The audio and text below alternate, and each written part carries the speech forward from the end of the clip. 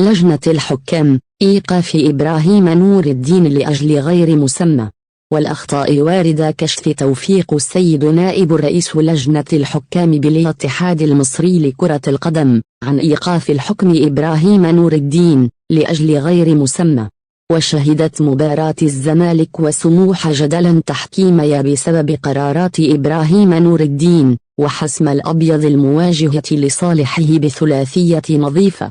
وقال توفيق السيد في تصريحات إذاعية عبر أثير راديو ميجا FM إيقاف إبراهيم نور الدين لأجل غير مسمى بسبب اختراقه التعليمات وقيامه بتصريحات تلفزيونية عقب مباراة الزمالك وسموحة. وأكمل: ممنوع حكم يقوم بتبرير خطأ أو الظهور في لقاء تلفزيوني للحديث عن حالات المباراة.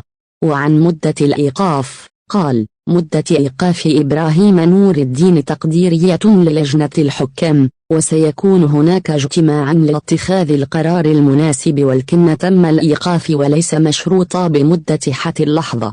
وعن القرارات التحكيمية في مباراة الزمالك وسموحة قال: بالتأكيد هناك أخطاء في المباراة، ولكن بشكل دائم أي أخطاء فنية نعقد جلسات مع الحكام ونقوم بتصحيحها.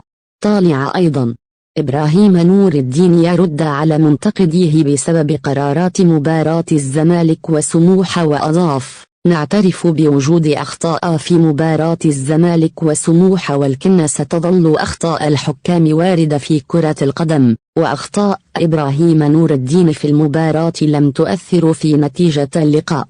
وواصل: لا يوجد حكم في مصر يرغب في أن يخطئ خلال المباريات أو يكون هناك حسابات له، والجميع لا يوجد لديه أي تعمد في أي خطأ، ويجب على الجميع دعم التحكيم المصري مع اعترافنا بالخطأ.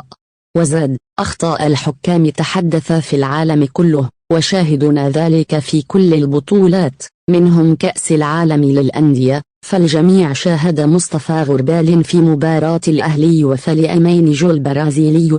وواصل: غربال عاد لتقنية حكم الفيديو 4 مرات، منها مرة أخذ 6 دقائق، واتخذ القرار الخطأ، ولم يتحدث أحد أن غربال عاد بالتحكيم الدولي إلى 10 سنوات للخلف.